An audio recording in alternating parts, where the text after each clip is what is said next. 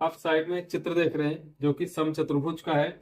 और यहाँ पर इसके बारे में कुछ पॉइंट्स लिखे हुए हैं। तो जैसा कि सबसे पहले इसकी डेफिनेशन जानते हैं।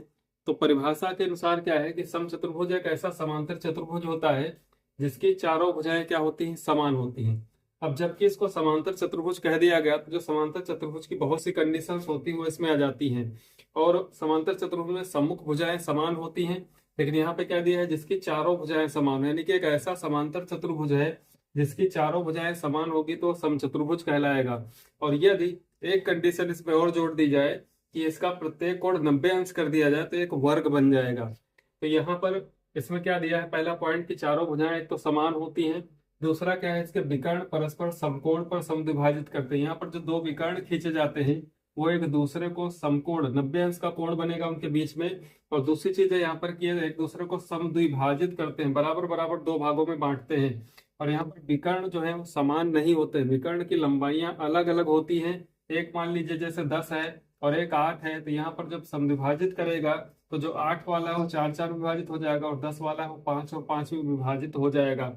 और एक चीज है कि यहाँ पर जब दोनों विकर्ण आप खींचते हैं तो यहाँ पर 4 त्रिभुज नजर आएंगे आपको। और ये चारों त्रिभुजों का जो क्षेत्रफल होगा वो आपस में बराबर होता है। और ये चारों त्रिभुज क्या होते हैं, सर्वांगसम होते हैं। तो यहाँ पर और पॉइंट दिया है कि विकर्णों द्वारा बने चारों त्रिभुज सर्वांगसम होते हैं। भुजाएं कितनी होती हैं, 4 होती हैं। शीर्ष कितने होते हैं, 4 होते हैं।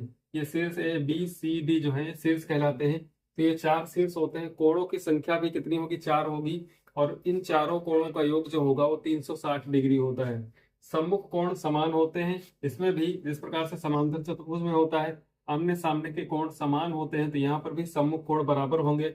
विकर्ण सम्मुख कोणों को समद्विभाजित करते हैं। जिस प्रकार समांतर चतुर्भुज में जब विकर्ण खींचा जाता है तो जो कोण होता है इसको समद्विभाजित करते हैं। जैसे ये विकर्ण खींचा गया तो यहाँ पर ये जो कोण है इसको दो बराबर भागों में डिवाइड करता है।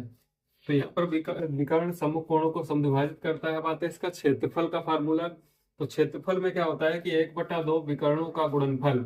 ये जो दोनों विकर्ण हैं, दोनों विकर्णों की गुणा की जाए और उसको 2 से भाग कर दिया जाए तो क्षेत्रफल ज्ञात हो जाता है। या फिर एक दूसरा सूत्र है कि 4 गुणे विकर्णों द्वारा काटने पर बने एक समकोण त्रिभुज से घिरे क्षेत्र का क्षेत्रफल। यानी कि ये जब आप विकर्ण खींचते हैं तो जो 4 त्रिभुज बनते हैं, समकोण त्रिभुज बनते हैं, तो एक समकोण त्रिभुज का क्षेत्रफल ज्ञात कर लिया जाए, उसको 4 से गुणा कर दी जाए, तो जो क्षेत्रफल आएगा वो इस समचतुर्भुज के क्षेत्रफल के बराबर होगा।